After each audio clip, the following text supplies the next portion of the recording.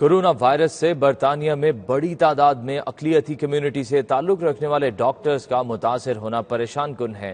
اسی حوالے سے پاکستانی ڈاکٹرز کی تنظیم ایپنے نے حکومت سے تحقیقات کا مطالبہ کر دیا۔ اس حوالے سے ڈاکٹرز کا کیا کہنا ہے، جانتے ہیں عابد کاظمی کی اس رپورٹ میں۔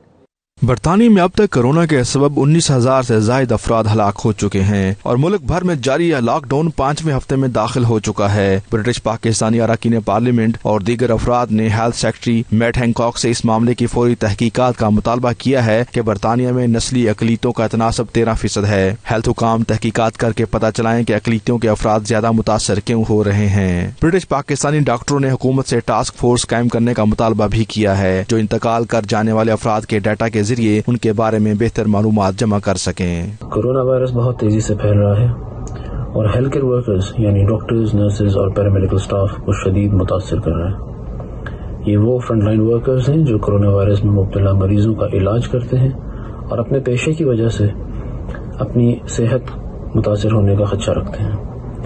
ان ہیلتھ کیئر ورکرز کی حفاظت کے لیے انتہائی ضروری ہے کہ ان کو پرسنل پروٹیکٹیو اکوپمنٹ یعنی PPE بر وقت فراہم کیا جائے۔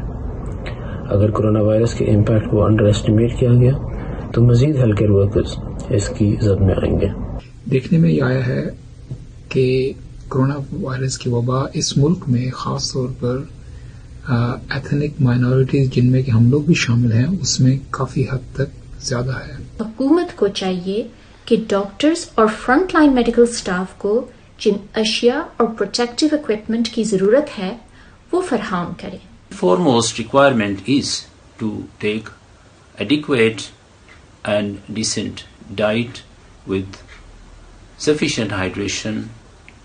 We have to have proper sleep and it's essential to have rests and breaks in between the shifts.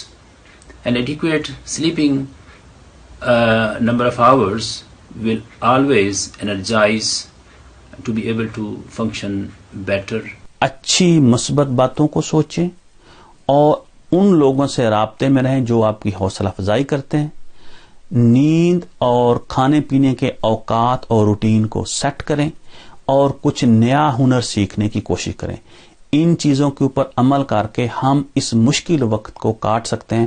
ہم کورونا سے پیدا ہونے والی سٹریس، انگزائٹی کا بھی سامنا بہتر طریقے سے کر سکتے ہیں۔ حکومت سے ہمارا مطالبہ یہ ہے کہ حالات کے مد نظر ایڈوانس پلاننگ کریں کیونکہ یہ بیماری چند دنوں چند ہفتوں میں ختم ہونے والی نہیں ہے، یہ مہینوں کا معاملہ ہے اور ان کو ایڈیکویٹ سٹاکس کو پروکیور کرنا ہے، چاہے وہ لوکلی ہو چاہے وہ امپورٹ کرنا ہو، تاکہ وہ NHS کے جو سٹاف ہے اس کو پراپرلی پروٹیکشن پرووائڈ کر سکیں۔